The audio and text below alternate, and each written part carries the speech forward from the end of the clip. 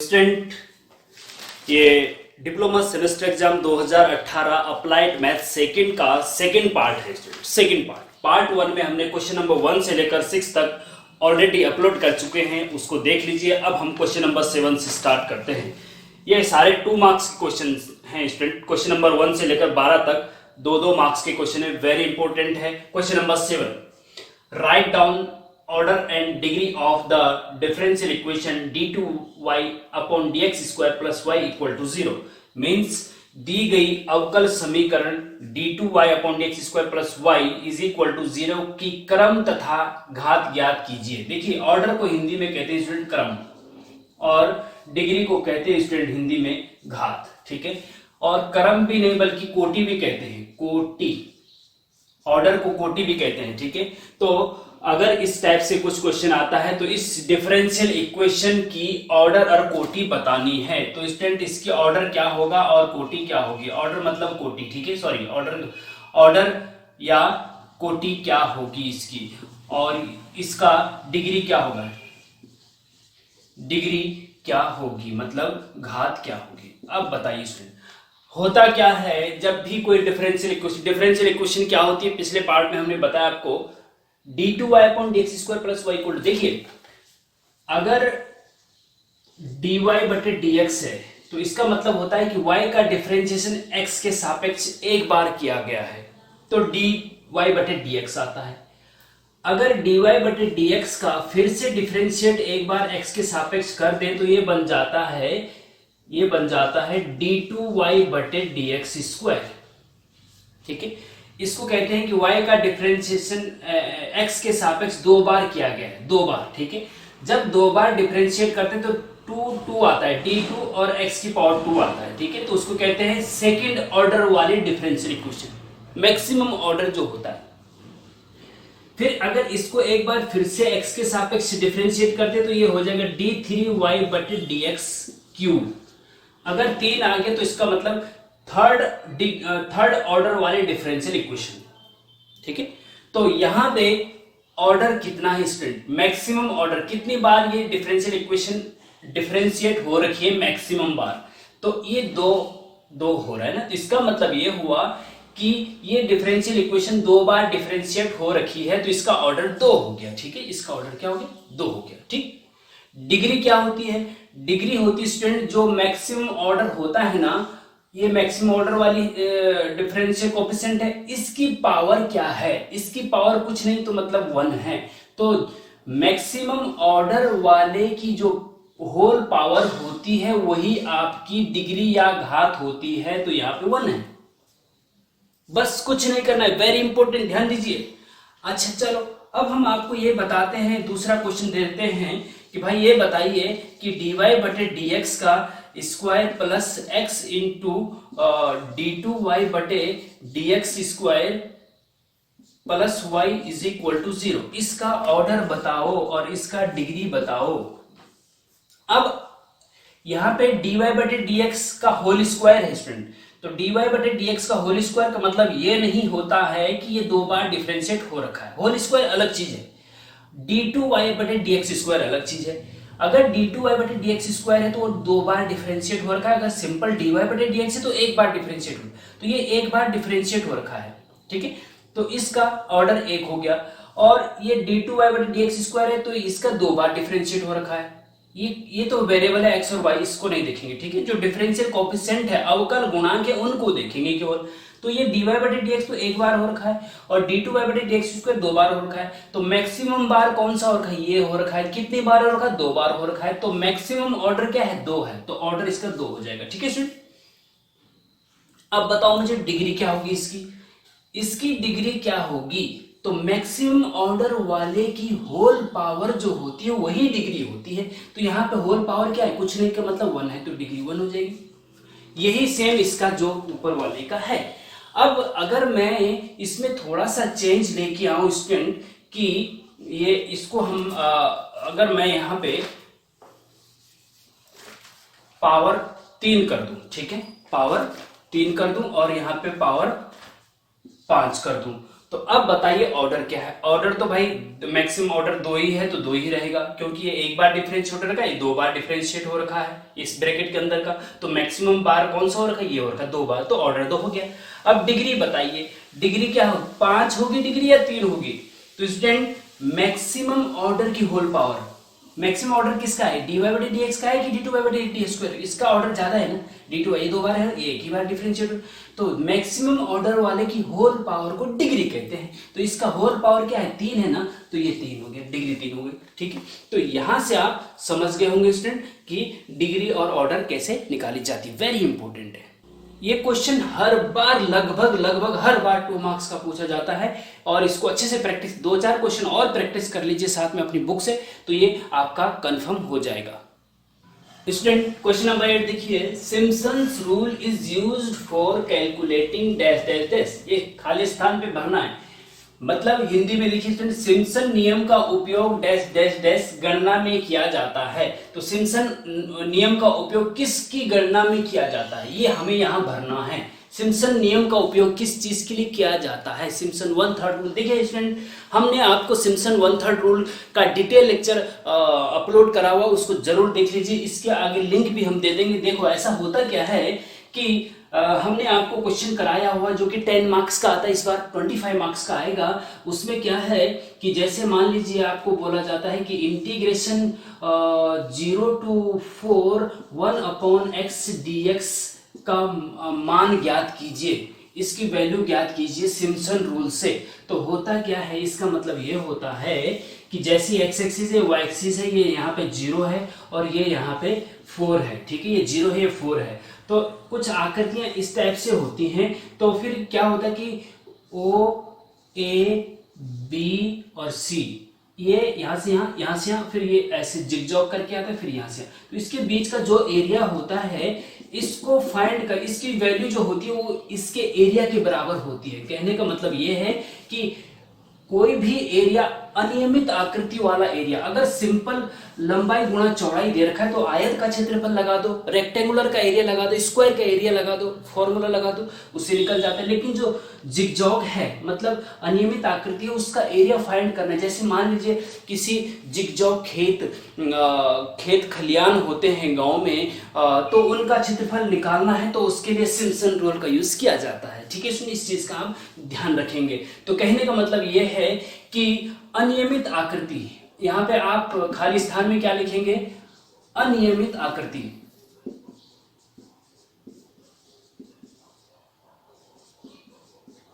का क्षेत्रफल की गणना में किया जाता है। यहां पे ये लिखेंगे बस, सिम्पसन नियम का उपयोग अनियमित आकृति का क्षेत्रफल की गणना में किया जाता है। ठीक है, और सिम्पसन इंग्लिश में आप लिखेंगे Simpson's rule is used for calculating area of irregular bodies, area of irregular bodies. ठीक है, बस इतना लिखेंगे और कुछ नहीं।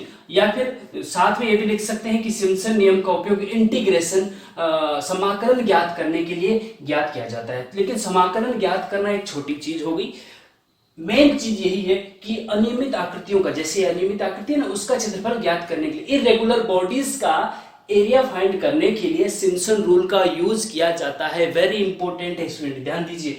और इसका डिटेल लेक्चर जो 0 to 4 1/x dx, ये भी कई बार एग्जाम में पूछा गया 10 मार्क्स का। इसका डिटेल लेक्चर हम डिस्क्रिप्शन में आप देख लीजिए, क्वेश्चन नंबर 8 के सामने उसको हम दे देंगे। ठीक है, उसको भी अच्छे से पढ़ लीजिए और इसको भी समझ लीजिए। नेक्स्ट क्वेश्चन देखिए student, question number 9, necessary and sufficient condition for differential equation m dx plus n dy is equal to 0 to be an exact is, मतलब कि अवकल समीकरण m dx plus n dy के यथार्थ होने की आवश्यक प्रतिबंध है। मीन्स कि जो ये डिफरेंशियल इक्वेशन है ना, m dx plus n dy, ये एग्जैक्ट, ये डिफरेंशियल इक्वेशन है। m dx plus n dy एक डिफरेंशियल इक्वेशन है।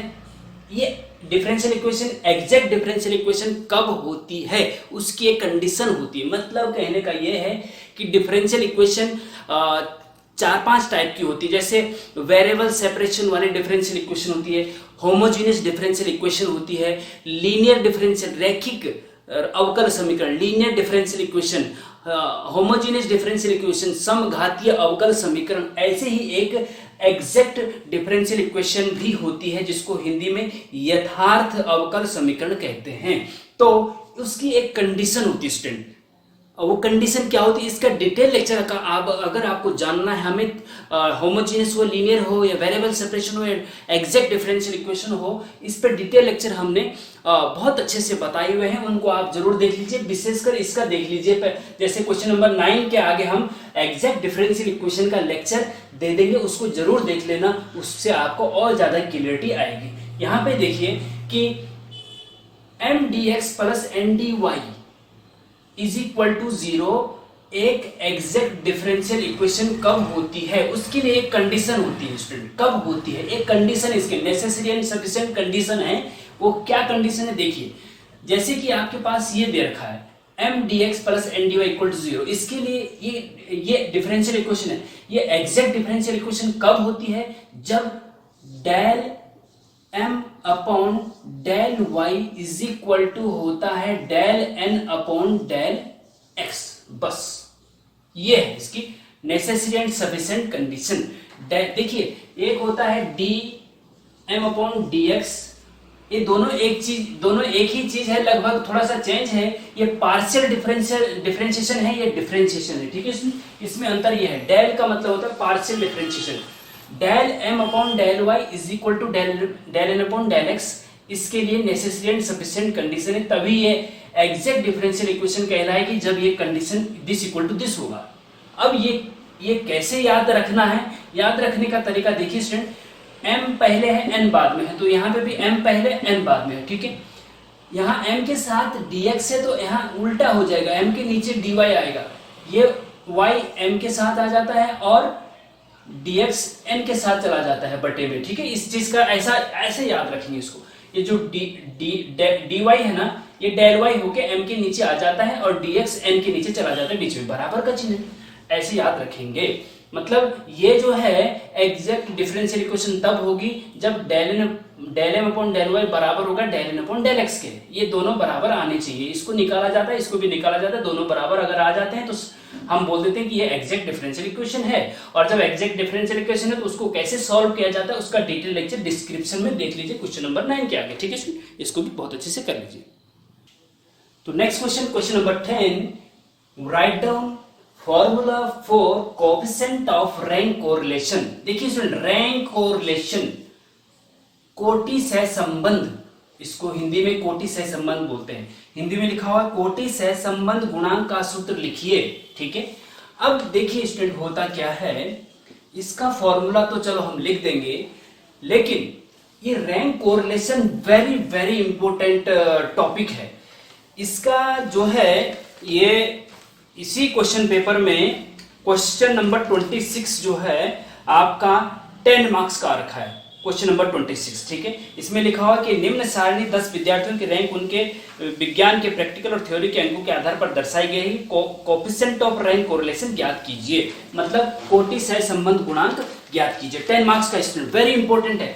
इसका डिटेल लेक्चर स्टूडेंट हम क्वेश्चन नंबर 10 के आगे डिस्क्रिप्शन में दे देंगे, उसको जरूर देखिए। बहुत अच्छा हमने समझा रखा है, बहुत अच्छे से आपको समझ में भी आएगा 100%, और साथ साथ आपका 2 मार्क्स के साथ साथ आपका 10 मार्क्स का क्वेश्चन भी क्लियर हो जाएगा, ठीक है। देखिए स्टूडेंट, इसमें क्या है, write down the formula for coefficient of कोटि सहसंबंध गुणांक का सूत्र क्या होता है, रैंक कोरिलेशन, शॉर्ट में इसको रैंक कोरिलेशन पढ़ा जाता है, ठीक है। और उसका फॉर्मूला होता है r बराबर 1 minus 6 into summation D square upon n into n square minus 1।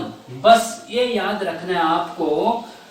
r तो कोटि सहसंबंध को कहते हैं रैंक कोरिलेशन, ठीक है। 1 minus 6 into summation D square upon n into n square minus 1, ठीक है। ये याद रखना है, बस आपका 2 मार्क्स कंफर्म हो जाएगा। अब ये d क्या होता है, n क्या होता है, r क्या होता है, इसके लिए आप डिटेल लेक्चर क्वेश्चन नंबर 10 के आगे डिस्क्रिप्शन में देख लीजिए, आपको बहुत मजा आएगा और क्लियर हो जाएगा। फॉर्मूला याद के साथ साथ आपका 10 मार्क्स का क्वेश्चन भी क्लियर हो जाएगा, इसको इस प्रकार से याद रख लीजिए, ठीक है स्टूडेंट। नेक्स्ट क्वेश्चन देखिए स्टूडेंट, स्टैटिस्टिक्स से है, ये सांख्यिकी से है। Question number 11, find out median of the marks obtained in by student in mathematics if there marks are such that 50, 40, 45, 42, 48, 49, 44, 46, 39। मतलब हिंदी में लिखा हुआ देखिए स्टूडेंट, यदि छात्रों द्वारा गणित विषय में प्राप्त अंक निम्न प्रकार है तो माध्यिका ज्ञात कीजिए। गणित के कुछ छात्र थे, कितने छात्र थे? 1 2 3 4 5 6 7 8 9, 9 छात्र थे और 9 छात्र के गणित में ये मार्क्स आए। 50 मार्क्स का क्वेश्चन पेपर था या 100 मान लो, चलो 50 का मान लेते हैं। एक बंदे के 50 में से 50 आ गए, एक के 50 में से 39 भी आए, तो कोई दिक्कत नहीं, ठीक है ना। सब अच्छे बच्चे हैं, कोई दिक्कत नहीं। अब इसमें देखिए मीडियन निकालना है। क्या निकालना है स्टूडेंट? इसमें मीडियन निकालना है। मीडियन को माध्यिका कहते हैं हिंदी में, माध्यिका, ठीक है। और मीन को माध्य कहते हैं और मॉड को बहुलक कहते हैं। आपके पास जो इस यहां तो माध्यिका निकालने के लिए आ रखा, हो सकता है कि ये बोला जाए कि फाइंड आउट द मीन, या हो सकता है कि ये बोला जाए फाइंड आउट द मॉड। ये क्वेश्चन हर साल चेंज भी हो सकता है या एज इट इज ये भी आ सकता है, ये डिपेंड करता है एग्जाम। लेकिन तीनों मेरी सलाह आपको ये है कि आप तीनों क्वेश्चन तैयार रखें, मीन आए तो वो भी, मीडियन आए तो वो भी, और मॉड आए तो वो भी। और ये स्टूडेंट ये देखियो, मीन ज्ञात करना है या मॉड ज्ञात करना है या मीडियन माध्यिका ज्ञात करनी है, तो इसमें एक वर्गीकृत आंकड़े होते हैं, एक अवर्गीकृत आंकड़े होते हैं, जिसमें वर्ग अंतराल, हाँ, एक अनग्रुप डाटा जिसमें वर्ग अंतराल नहीं होता है उसको अनग्रुप डाटा, अवर्गीकृत आंकड़े कहते हैं। ये अवर्गीकृत आंकड़े हैं। और जिसमें ग्रुप डाटा, जिसमें कि आपका 0 से 10, 10 से 20, इसको ग्रुप डाटा कहते हैं या वर्गीकृत आंकड़े कहते हैं। उसके लिए फिर फॉर्मूला मीडियन निकालने का दूसरा होता है। इसका भी हमने बहुत अच्छे से आपको बता रखा है, बहुत गजब तरीके से बता रखा है। उसका डिस्क्रिप्शन में इसके आगे लिंक आप देख लीजिए, उसको अच्छे से समझ लीजिए, तो और अच्छे 10 मार्क्स के और 6 मार्क्स के क्वेश्चन और आपके क्लियर हो जाएंगे। अब इसमें देखिए स्टूडेंट, होता क्या है कि सबसे पहले हम जब भी मीडियन निकालते हैं अनग्रुप डाटा का, तो सबसे पहले फर्स्ट स्टेप उसमें क्या है कि दिए गए आंकड़ों को आरोही क्रम में असेंडिंग ऑर्डर में रखो। असेंडिंग ऑर्डर का मतलब होता है, आरोही क्रम का मतलब होता है बढ़ते हुए क्रम में रखो। तो पहले उनको बढ़ते हुए क्रम में, सबसे पहले छोटा, तब उससे बड़ा, तब बड़ा, बड़ा, बड़ा, ऐसे करके रखते हैं, ठीक है। तो इसमें देखिए सबसे छोटा कौन सा है। अब इसमें चेक, ध्यान देने वाली बात यह है, स्टूडेंट गलत कर जाते हैं। 42 को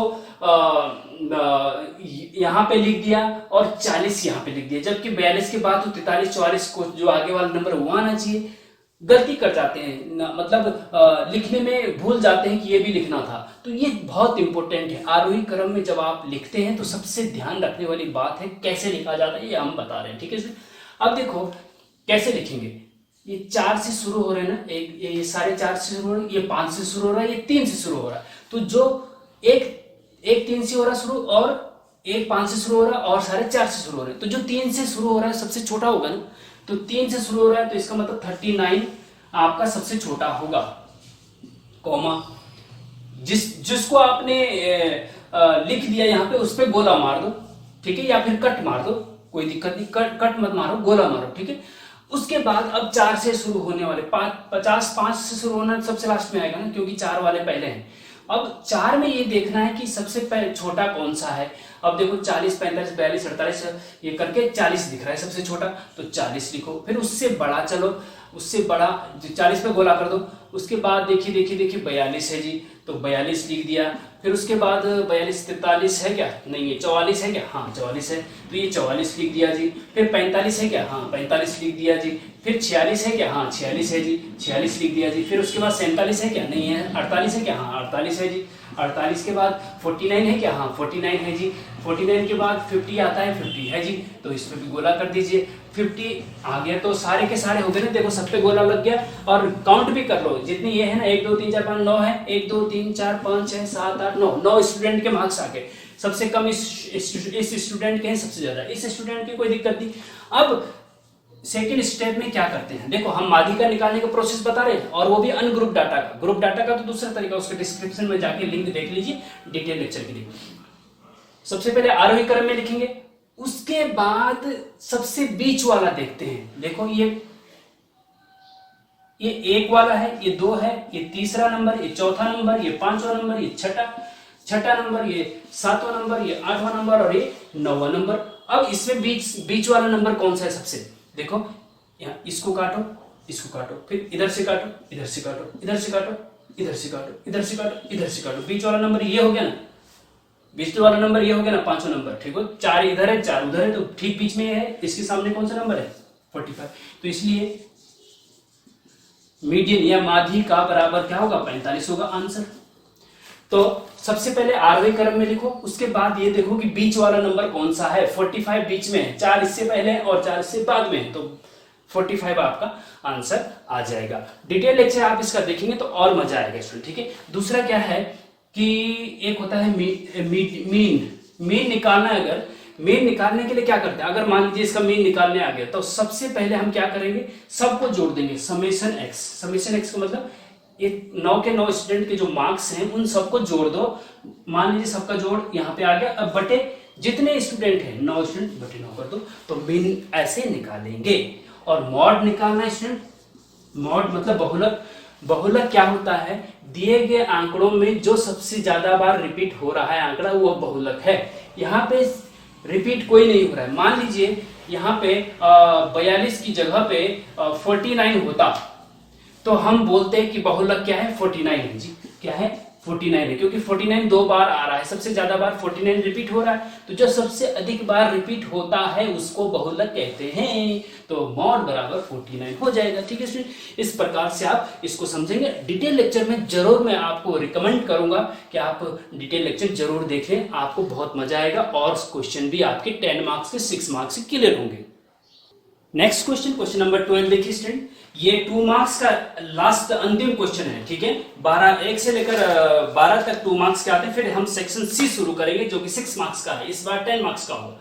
चलो question number 12, if mean and median, देखिए mean and median of the distribution is 12 and 16.5 respectively, then find out the mode. Mode फाइंड करना है। देखो student, mean and median of the देखो यदि किसी वितरण का माध्य 12, माध्य क्या दे रखा है 12 दे रखा है, और माध्य का आपकी 16.5 दे रखी है, तो उसका बहुलक ज्ञात करना है, ठीक है स्टूडेंट। मतलब कहने का क्या है, गिवन दैट, सबसे पहले वो लिखो जो दिया हुआ है, गिवन दैट मीन, देखो मीन को हम m से भी डिनोट करते हैं और x बार से भी डिनोट करते हैं, मीन मतलब माध्य। m बराबर दे रखा है 12, कॉमा मीडियन को हम ME से डिनोट करते हैं, मीडियन, हाँ मीडियन माध्य का वो दे रखी है आपके 16.5, और मॉड को हम MO से डिनोट करते हैं, ये आपको निकालना है क्वेश्चन मार्क, ठीक है। देखो एक फॉर्मूला होता है स्टूडेंट इसका, ये आपको याद रखना है, बहुत ज्यादा इंपॉर्टेंट है, हर बार पूछा जाता है। और यहाँ तक कि कॉम्पिटिटिव एग्जाम में जब भी आप इंजीनियरिंग पास आउट करेंगे, फिर आप जेई का इंजीनियर का एग्जाम देंगे गवर्नमेंट वाला, उसमें भी ये पूछा जाता है, तो बहुत ज्यादा ये इंपॉर्टेंट क्वेश्चन है। देखिए मीन दे रखा है, मीडियन दे रखा है, बहुलक मॉड ज्ञात करना है। कभी कभी क्या होता है, मॉड दे रखा है, मीडियन दे रखा है, मीन ज्ञात करना है। कभी कभी क्या होता है, मीन दे रखा है, मॉड दे रखा है, मीडियन ज्ञात करना है, ठीक है। 2 चीजें दे रखी होगी, तीसरी चीज आपको निकालनी होती है, ठीक है स्टूडेंट। नाउ अब फॉर्मूला इसको याद रखना बहुत जरूरी है, और फॉर्मूला याद भी रख लेते हैं, उसके बाद एग्जाम में भूल जाते हैं। सबसे इंपॉर्टेंट बात यह है कि एग्जाम में आप भूल जाते हैं, मैं आपको यहाँ इस तरीके से बताऊंगा कि एग्जाम में आपको हमेशा के लिए याद रहेगा, ठीक है। अच्छा देखिए करते क्या है, आप जब डिक्शनरी में देखते हैं ना, तो MO डिक्शनरी में, हाँ डिक्शनरी में सबसे पहले कौन सा अल्फाबेट आता है, M आता है ना, कौन सा वर्ड M आता है, उसके बाद कौन सा आता है ME आता है, उसके बाद कौन सा आता है MO आता है, ठीक है ना। डिक्शनरी में इस प्रकार से आता है, पहले M आता है, फिर ME, फिर MO, ठीक है।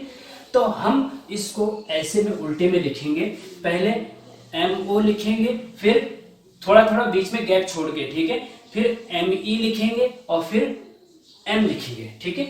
देखो यहां से डिक्शनरी के अनुसार ये है, तो हम उल्टा करके लेफ्ट से राइट की तरफ लिख रहे हैं, ठीक है, लेफ्ट से राइट की तरफ लिख रहे हैं, MO ME और M, ठीक है, कोई दिक्कत नहीं, कोई दिक्कत नहीं। अब यहां पे तो लगाएंगे साहब, देखो चलो जो ME है उसके आगे 3 लिखेंगे, और जो M है उसके आगे 2 लिखेंगे। क्या लिखेंगे 2 लिखेंगे, 3 और 2, इसके आगे कुछ नहीं लिखना है, 3 और 2, पहले 3 बाद में 2, 3 भी घटते जाएगा, जैसे MO ME M घटते जा रहा है वैसे 3 से थोड़ा कम 2, ठीक है। यहाँ तो कुछ नहीं लिखेंगे, 3 के बाद 2, 2 लास्ट में आएगा, पहले बड़ा वाला आएगा तब छोटा वाला नंबर आएगा, इसका ऐसे ध्यान रखना है, ठीक है। यहाँ पे बराबर, पहले बराबर का चिन्ह, पहले 2 डंडे फिर 1 डंडा, डंडे भी कम हो रहे हैं, पहले 2 डंडे फिर 1 डंडा, पहले 3 तब उससे कम, पहले MO तब उससे कम ME तब M, ठीक है। ये आपका फॉर्मूला है student, very very important, very very important है ये आप इस प्रकार से याद रखेंगे तो कभी नहीं भूलेंगे। अब देखिए इसमें वैल्यू रख दीजिए, MO तो हमें निकालना है तो उसको MO ही रहने दीजिए, is equal to 3 into ME का मान क्या है 16.5 माइनस 2 इंटू M का मान क्या है 12 है, तो ये बराबर हो जाएगा स्टूडेंट 3 पंजे 15 का 5 दशमलव लगा दिया, 3 छके 18 और 1 19, एक हासिल था ना, 19 का 9 हासिल, 1 3 एकम 3 और 1 4 माइनस 12 दूना 24। अब इसमें से घटा दो, देखिए घटाने का भी तरीका ऐसा नहीं हो कि आपने 0.5 पहले लिख दिया और 9 में से 4 घटा दिया, ऐसा नहीं होना चाहिए स्टूडेंट, थोड़ा सा सोच समझ के घटाना पड़ता है, ठीक है ना। हाँ, क्योंकि गलतियां कर लेते हैं आप लोग, दिक्कत ये है, देखो दशमलव के नीचे दशमलव, यहाँ 24 दशमलव कुछ नहीं था ना तो 24.0 लिख देते हैं अपनी तरफ से, इस चीज का भी ध्यान रखेंगे, ये छोटी छोटी गलतियां भी आप लोग कर लेते हैं, ठीक है। तो 49.5 अपॉन 24.0, क्योंकि 24 के बाद दशमलव नहीं था तो दशमलव 0 लिख सकते हैं, ठीक है, जिसके बाद कोई दशमलव नहीं होता तो उसको दशमलव 0 लिख सकते हैं, ठीक है। तो अब इसमें से घटा दो, दशमलव के नीचे दशमलव ही रहना चाहिए, इस चीज का ध्यान रखेंगे। 5 में से 0 गए 5 बचता है, फिर दशमलव के नीचे दशमलव लगा दिए, 9 में से 4 गए 5 और 4 में से 2 गए 2, ठीक है। तो आंसर आपका क्या आ जाएगा 25.5 आंसर, ठीक है स्टूडेंट, इस प्रकार से। चलो मैं आपको एक क्वेश्चन दे देता हूं कि आपके पास MO बराबर 5 है, कॉमा ME बराबर ME लिखे, हाँ चलो, ME बराबर 7 है, तो M बराबर ज्ञात कीजिए, ठीक है। ये हमें आप कमेंट बॉक्स में बताएंगे स्टूडेंट, ठीक है, इसको सॉल्व करके हमें बताइए, बहुत इजी है, हो जाना चाहिए, और हो जाए तो हमें खुशी होगी कि आपने बताया, ठीक है स्टूडेंट। तो स्टूडेंट इस प्रकार से सेक्शन A 2018 के क्वेश्चन पेपर का कंप्लीट हो गया है। अब हम नेक्स्ट पार्ट 3 में आपको सेक्शन B के क्वेश्चन लेके आएंगे, जो कि एक क्वेश्चन 6 में, इसमें 7 क्वेश्चन आते हैं, 7 में से आपको 5 करने होते हैं और एक क्वेश्चन 6 मार्क्स का है। और इस बार तो कोरोना काल की वजह से आपको ये बहुत ज्यादा बेनिफिट दिया जा रहा है, 7 में से आपको 2 ही करने हैं और एक क्वेश्चन 10 मार्क्स का है, ठीक है। तो सेक्शन B लेके आएंगे, उसके बाद सेक्शन C, तो इस प्रकार से आप इजीली मैथमेटिक्स में पास हो जाएंगे स्टूडेंट, ठीक है। तो इसको अच्छे से पढ़ लीजिए, तब हम आपको जल्द ही नेक्स्ट लेक्चर लेके आते हैं, तब तक के लिए जय हिंद जय भारत।